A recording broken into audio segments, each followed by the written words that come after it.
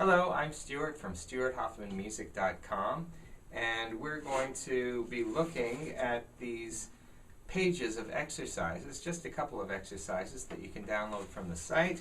They may have been an assignment from your teacher as they have been prepared for that purpose. And we'll discuss practicing, the most effective way to practice, the most effective way to practice generally, but we'll apply it to this assignment, the exercises and tests, which you will most likely be working on. Okay, we're going to take a look at the exercises and tests, keeping in mind the 3 points that we're going to focus on. The first one is that we keep our hand flat, parallel to the floor. By keeping it flat, the stick will move straight up and down. It'll bounce back straight up, as opposed to going in circles. If the hand is turned like this, there's a tendency to have this kind of a motion, glancing motion, which you don't want.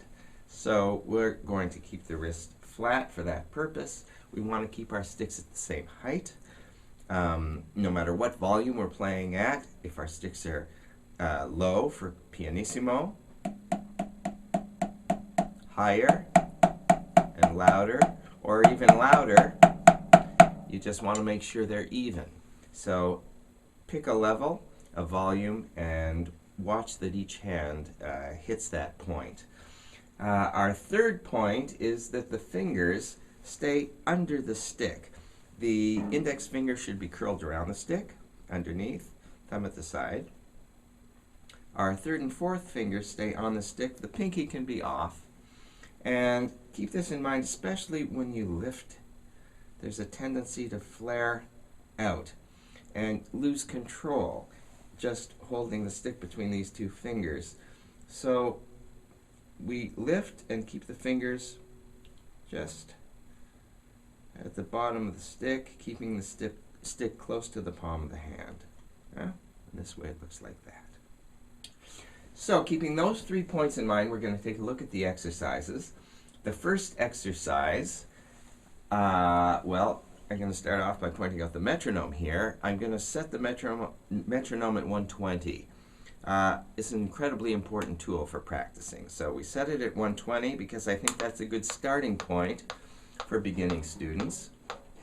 And if that's the goal, of course, you're going to start it practicing it at a slower tempo, maybe about 80. So at this tempo, if that's your quarter note, and exercise number 1, level 1, is quarter notes and eighth notes, it's going to sound like this.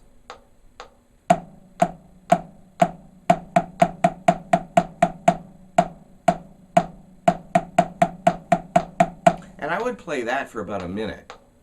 Then I go to the other side and start with the left hand and play that for about a minute when we're practicing. Of course, the test is playing the line 4 times, but in practicing you want to get some endurance and watch very carefully at every speed that you're paying attention to the 3 points.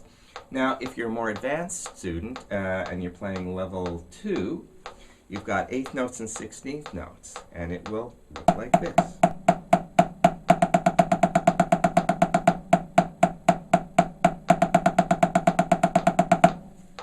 And that's the level 2 at 120. Now the second exercise is just single strokes. And again, I suggest you just, pick a speed and maintain it for about a minute. And you play your goal speed, of course, for the test. That's playing the line 4 times. But you want to keep it up for a minute for endurance and, again, paying attention to all the points. And our third exercise is the double strokes. And the double strokes at 120, well, we've got 8th notes, would be like this.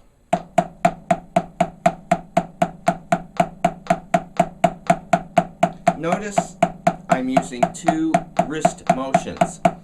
Don't bounce the sticks until you get to about 132 as 16th notes. Okay? So this is 120. I'm going to do the 16th notes, which would be level 2. I'm not going to use any bounce. It's all wrist.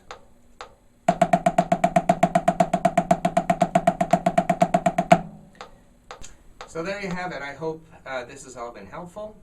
I hope you can find a time to practice every day, even if it's just a little bit, so that you build on the ideas and ingrain them into your muscles, your way of thinking. Remember, it's better to practice a little bit every day than to practice a whole lot once a week.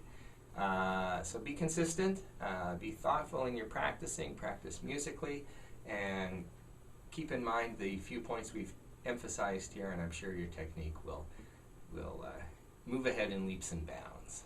Good luck.